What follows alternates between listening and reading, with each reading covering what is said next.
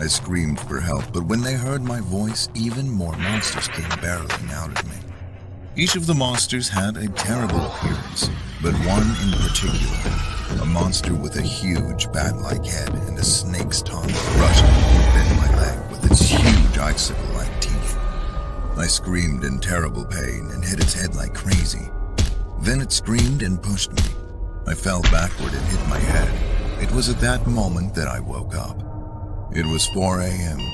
It's already been 2 weeks since the nightmares about those monsters started. My hand where I hit the monster in my dream was tingling. I stood up and fiddled with my hands, but my legs suddenly hurt and I fell to the floor. When I looked at my legs, they had turned black. That was where I had been bitten in my dream. Holy crap, did I really just get bitten? My leg hurt so much that I ended up going to the hospital, and the doctor looked at my leg, tilted his head quizzically, and said, "Your leg is rotting. Have you ever been stabbed by a rusty nail?" I said in surprise. "I've been bitten, but I don't know if they were rusty." "What? You got bitten?" I immediately realized it was a dream and covered my mouth. It was so vivid. Actually nothing happened."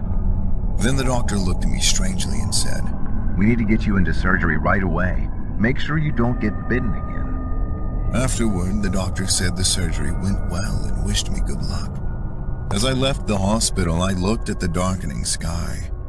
I hope those ugly guys don't show up again tonight. I took a hammer out of the storage room and slept with it next to my bed. Then I was dreaming again. I was standing in a deserted village, and there was a hammer next to me. After a while, the monsters came running, and I picked up the hammer and hit them hard. It felt like I had been fighting with them for 10 hours straight, and when I woke up from my dream, my blanket was all soaked with sweat. And the hand that had been holding the hammer was bruised and scuffed. This dream continued to haunt me day after day, and I became exhausted. I felt like I needed to do something, but I didn't know what. Then a few days later, I went to the doctor to check on the surgery site and heard some shocking news. He said that the number of patients visiting hospitals with rotting skin had spiked. He said it was really strange and kept shaking his head. I met some of the other patients, and at first, they just stared out the window blankly without saying anything. When I brought up the dream, everyone was shocked and said that they had been bitten by monsters in their dreams too.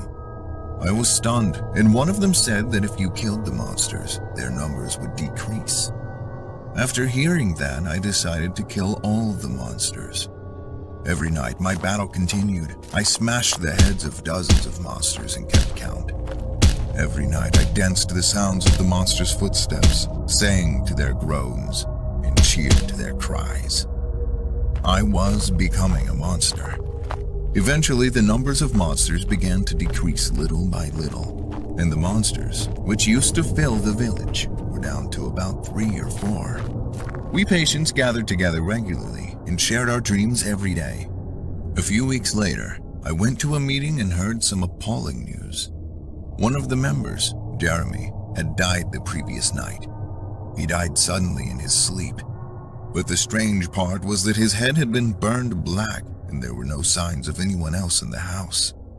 Everyone was taken aback. That night, I saw a huge monster in my dream.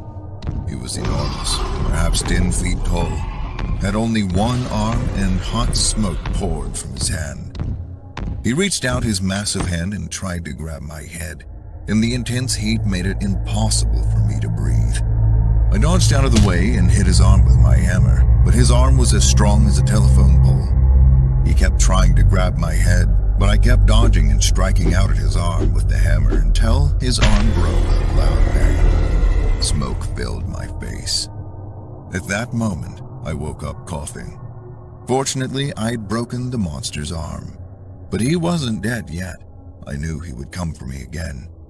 A few days later, the same monster was running towards me with its mouth gaping and spouting hot smoke, and I hit the monster's head with my hammer as hard as I could. Its head finally cracked, and hot liquid spewed out from inside.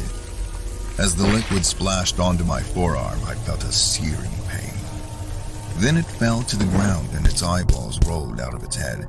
The eyeballs were like black beads, and I picked one up.